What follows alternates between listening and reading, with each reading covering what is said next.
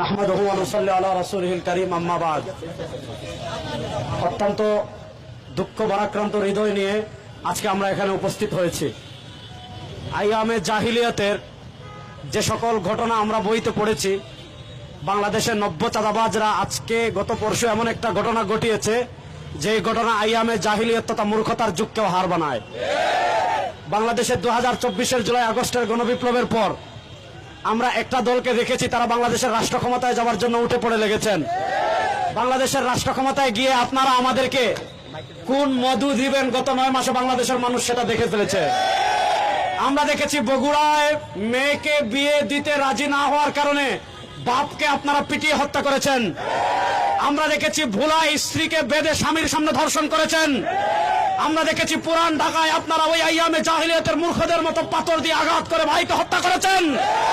ওই চাঁদাবাদ, দুর্নীতিবাদ, টেন্ডারবাদ দর্শকদের জায়গা বাংলাদেশে আর আমরা দেখতে চাই না।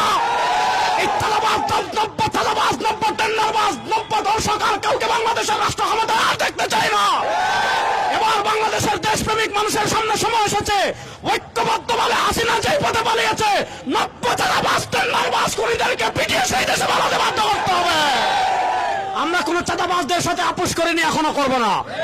আমরা কোন টেন্ডারবাজদের সাথে আপোষ করিনি, এখনো করব না। পীর সাহেব চরমনাই আমাদেরকে স্পষ্ট বার্তা দিয়েছেন, পীর সাহেব চরমনাই আমাদেরকে স্পষ্ট মেসেজ দিয়েছেন, পীর সাহেব চরমনাই জাতিকে স্পষ্ট বার্তা দিয়েছেন, ইসলামকে রাষ্ট্র ক্ষমতায় নেওয়া ছাড়া আর কোন তন্ত্রমন্ত্র দ্বারা বাংলাদেশের পরিবর্তন করা সম্ভব না। আমাদের নেতা কুতবুল আলম সৈয়দ ফজলুল করিম নওয়ারুল্লাহ মারকাদাহু বলেছিলেন, শুধু নেতা নয়, নীতির পরিবর্তন চাই। বাংলাদেশের নেতার পরিবর্তন অনেকবার হয়েছে, বাংলাদেশে চেয়ারের পরিবর্তন অনেকবার হয়েছে, ক্ষমতার পরিবর্তন অনেকবার হয়েছে। একদল চাঁদাবাজকে তাড়াই, তার চেয়ে বড় চাঁদাবাজ সামনে চলে আসে। একদল খুনিকে তাড়াই, তার থেকে আরো বড় খুনি সামনে চলে আসে। এজন্য আপনারা যুবকদেরকে আমি বলবো, আপনারা প্রস্তুতি নেন। আগামীতে আর কোন চাঁদাবাজকে রাষ্ট্র ক্ষমতায় দেব না, আর কোন টেন্ডারবাজকে রাষ্ট্র ক্ষমতায় দেব না। ইনশাআল্লাহ ইসলামকে রাষ্ট্র ক্ষমতায় নেওয়ার জন্য আমরা প্রস্তুত আছি।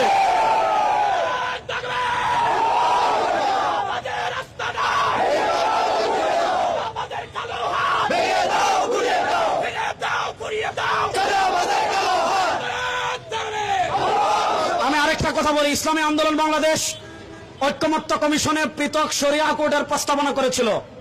আমাদের দেশের যে আইন রয়েছে, আমাদের দেশের যে আদালত রয়েছে, গত 52 বছরে এটা প্রমাণিত হয়েছে, এই আদালত দিয়ে খুন বন্ধ করা সম্ভব না, এই আইন দিয়ে খুন বন্ধ করা সম্ভব না। আজকেও আমরা স্পষ্ট ভাষায় বলি, আপনারা শরিয়া কোর্ট চালু করেন। কোরআন হত্যাকাণ্ডের যে বিধান দিয়েছে, যে বিচার দিয়েছে, ওই বিচার বাংলাদেশে বাস্তবায়ন করেন। ইনশাআল্লাহ 1 মাসের ভিতর সবকিছু বন্ধ হয়ে যাবে।